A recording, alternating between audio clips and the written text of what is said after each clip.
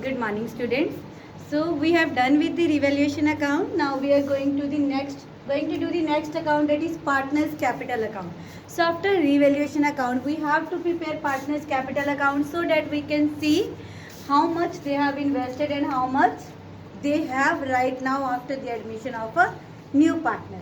So हमने क्या करना है, तीनों अकाउंट अलग अलग नहीं बनाएंगे, साथ में जैसे ये परफॉर्मा बनाया है, this is T shape proforma, 3 columns आप एक साइड मतलब डेबिट साइड एंड 3 ही कॉलम आप क्रेडिट साइड बनाओगे। जैसे सपोज 2 पार्टनर हैं A and B and C is admitted as a new partner, तो हमने 3 कॉलम बना लिए दोनों पार्टनर्स के, A B and C, right. So this is the debit side and this is the credit side and balance sheet must be given in the question, right. So balance sheet आपको question में दी होगी, तो सबसे पहले हम revaluation account बनाएंगे, उसके बाद हम बनाएंगे partners capital account. So question में बैलेंस शीट में आपको पुराने पार्टनर्स की कैपिटल ऑब्वियसली दी होगी और एडजस्टमेंट में न्यू पार्टनर्स की दी होगी कि न्यू पार्टनर कितनी कैपिटल लेके आए। तो आपने कैसे ट्रांसफर करना है, जो भी लायबिलिटी साइड कैपिटल या प्रॉफिट हो ऑब्वियसली वो पार्टनर्स को मिलेगा। It must be given in the liability side, so will transfer to the credit side, will right.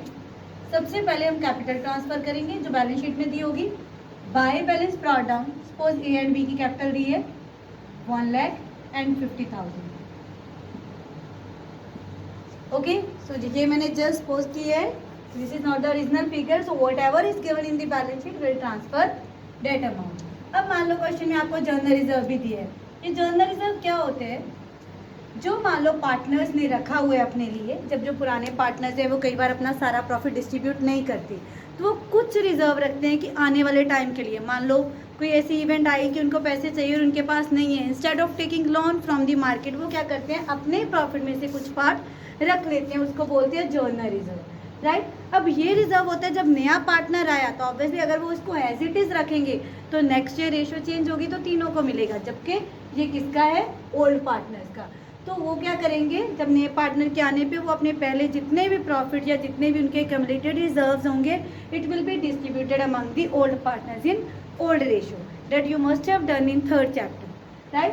So by general reserve, suppose हमें जर्नल रिजर्व क्वेश्चन में दिया हुआ है 50,000 और पुराने पार्टनर्स की रेशियो है 3:2, तो सिर्फ ये ओल्ड पार्टनर्स को ही मिलेगा, तो विल राइट 30,000 एंड 20,000।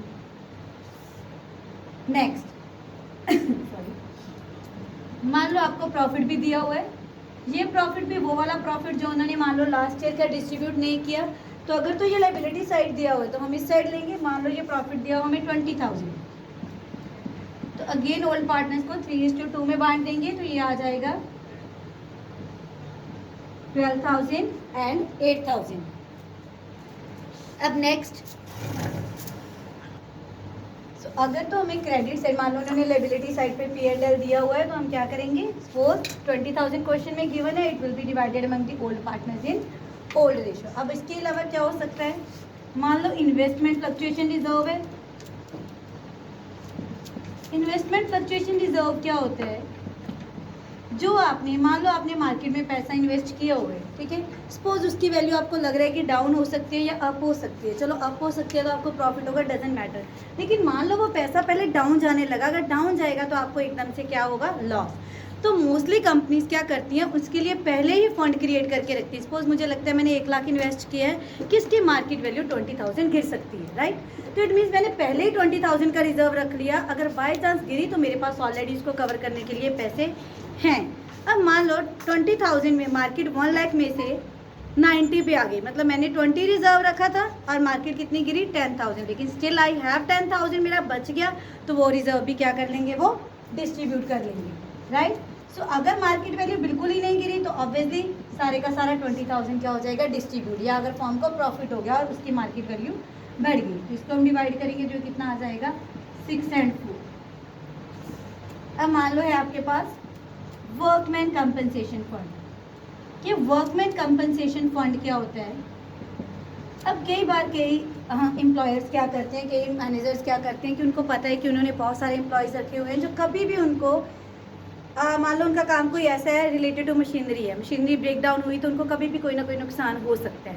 जब रिस्की काम हो तो इस केस में वो क्या करते हैं, जो एम्प्लॉयर है ना उनको कवर करने के लिए, अब मान लो उनका कोई एम्प्लॉय काम करता करता उसका मशीन वगैरह में हाथ आ गया, राइट, तो वो डिसेबल हो गया। तो उनको कवर तो कंपनी को करना पड़ेगा ना, तो एकदम कंपनी कहाँ से कवर करेगी? तो उसके लिए वो क्या रखते हैं, वर्कमैन कंपनसेशन फंड, कि अगर हमें किसी को कंपनसेट करना पड़ा तो हम कहाँ से कंपनसेट करेंगे, तो उसके लिए ऑलरेडी उन्होंने फंड रख लिया। अब मान लो उस टाइम पीरियड में अगर तो किसी ने कंपनसेट किया, मान लो किसी को देना पड़ा, आपको किसी वर्कर को कोई लायबिलिटी अराइज हुई उसके रिगार्डिंग, तो उतना पैसा आप वर्कमैन कंपनसेशन फंड से दे दोगे। अगर कुछ बच गया या कोई भी डिस्ट्रीब्यूट नहीं हुआ तो वो सारे का सारा वो पार्टनर्स आपस में बांट लेंगे, क्योंकि वो उन्होंने अपने ही प्रॉफिट से रखा हुआ है। तो नए पार्टनर के आने से पहले ऑब्वियसली वो क्या करेंगे, ये भी डिस्ट्रीब्यूट करेंगे। मान लो हमारे पास 5000 है और हमने 3:2 रेशो में करना है, 3000 एंड 2000। ओके, अब और हमारे पास क्या हो सकता है, अब हमने गुडविल की एंट्रीज की, राइट। तो गुडविल की एंट्री क्या थी कि अगर मान लो नया पार्टनर कैश में लेके आता तो हम क्या करते थे, cash to premium for goodwill and premium for goodwill to old partner या सेक्रीफाइसिंग पार्टनर्स कैपिटल रखते हैं। तो हम यहाँ पे लिख देंगे बाय प्रीमियम फॉर गुडविल, तो गुडविल की एंट्री भी ट्रांसफर होगी, ठीक है।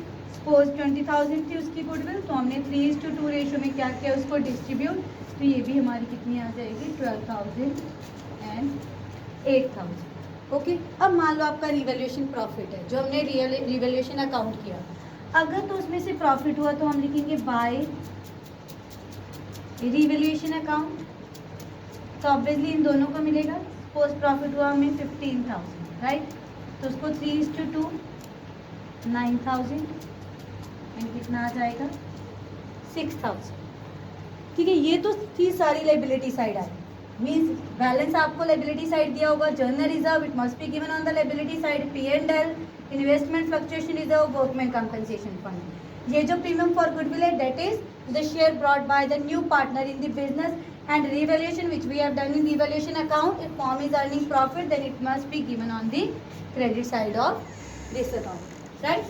अब एसेट साइड, अब एसेट साइड कौन कौन सी आइटम्स हो सकती है, जैसे जो भी लॉस अभी रिटर्न ऑफ नहीं हुई, जो तो लॉस राइट ऑफ हो गया होगा वो तो ऑलरेडी P&L में शो किया होगा। अब जो लॉस आपका रिटर्न ऑफ नहीं हुआ तो वो हम क्या करेंगे, इस टाइप ट्रांसफर। अब सबसे पहले इसमें आती है goodwill which is appear in the books, ये एग्जिस्ट होगी, तो इसकी एंट्री क्या होती है, when goodwill is already existed in the book, इसकी एंट्री होती है old partners capital account debit to goodwill in old ratio, right. अब ओल्ड रेशियो हमारे पास क्या है, 3:2। अब मान लो गुडविल दी हुई है 50,000, ठीक है, तो हम क्या करेंगे, पुराने पार्टनर्स को पुरानी रेशियो में, तो कितना आ जाएगा, 30,000 and 20,000, right. Advertisement suspense, advertisement suspense क्या होते हैं, ये होते हैं आपके deferred revenue expenditure, right. Means अब मान लो किसी कंपनी ने एडवर्टीजमेंट पे 1 लाख स्पेंड किया और उनको लग रहा है कि अब नया प्रोडक्ट लॉन्च किया है तो हम एडवर्टीजमेंट के ऊपर क्या करते हैं, ऑब्वियसली खर्चा होगा। अब उसकी वजह से अगर वो फर्म 4-5 साल प्रॉफिट कमा रही है तो इनकम टैक्स कहते हैं कि आप अपने एक्सपेंसेस को डिस्ट्रीब्यूट कर दो नंबर ऑफ ईयर्स में, जितने ईयर में आपको लग रहा है कि प्रॉफिट आएगा, तो वो उनको 1 साल में शो नहीं करने देते। अब सपोज मैंने 1 लाख किया है एंड आई नो कि आने वाले 5 साल तक I will be able to earn profit, तो वो 5 साल में मान लो आपने डिवाइड किया 20,000, अब फर्स्ट ईयर तो आपने शो कर दिया P&L में, अब बाकी 8,000 आपका खर्चा तो हो चुका, लॉस तो हो चुका। अब ऑब्वियसली नया पार्टनर तो उसमें कंट्रीब्यूट नहीं करेगा क्योंकि वो तो पुराने पार्टनर्स का है, तो अब जितना लॉस रह गया मतलब it is not return of, it must B distributed among the old partner. तो हमने एग्जाम्पल लिया, मान लो 80,000 की, 3:2 48,000 एंड 32,000, राइट। अब सी को अगेन कुछ नहीं लिखेंगे। इसके अलावा अगर P&L कोई आपको एसेट साइड दिया हुआ है वो भी हम क्या करेंगे, डिस्ट्रीब्यूट इन ओल्ड रेशियो। मान लो 10,000 दिया हुआ है तो कितना आ जाएगा आपका, 6,000 एंड 4,000। अब अगर फर्म ने कोई एसेट, मगर किसी पार्टनर ने कोई भी एसेट टेक ओवर किया, ठीक है, सपोज किसी ने फर्नीचर टेक ओवर किया, मतलब any asset taken over by the old partner, तो वो भी उसके रिस्पेक्टिव अकाउंट में शो हो जाएगा। अब जो नया पार्टनर कैश लेके आता है उसको हम क्या लिख सकते हैं, बाय, जो कैपिटल लेके आता है बाय कैश, तो उसके अकाउंट में मान लो नया पार्टनर 1 लाख लेके आया तो बाय कैश 1 लाख। ओके, सो अगर रिवैल्यूएशन का लॉस हुआ, जैसे रिवैल्यूएशन का प्रॉफिट हमने क्रेडिट साइड डाला है तो रिवैल्यूएशन का लॉस हुआ तो किस साइड आएगा, इस side. So to revaluation loss again partners को क्या हो जाएगा, डिस्ट्रीब्यूट। अब इनका क्या करेंगे हम, बैलेंस, ठीक है, बैलेंस इन द सेम कि हम डेबिट साइड में से क्रेडिट साइड माइनस करेंगे। अगर इस साइड हमारा आया तो हम इस साइड लिखेंगे, मतलब इस साइड, ये वाली साइड कम है तो to balance carried on, that is your balancing figure, right. अगर आपका इस साइड बचा तो इस साइड लिखेंगे by balance carried on. Okay, mostly आपका इस साइड आता है वो फॉर्म कंटिन्यू कर रहे हैं, अगर किसी का इस साइड आ रहा है इट मीन्स उसने फॉर्म को इतने पैसे देने हैं। तो आपने ये करना है डेबिट माइनस क्रेडिट, जैसे एक ही डेबिट साइड से क्रेडिट साइड माइनस किया तो यहाँ पे हम आंसर लिखेंगे। ओके, तो this is all about partners capital account. Thank you.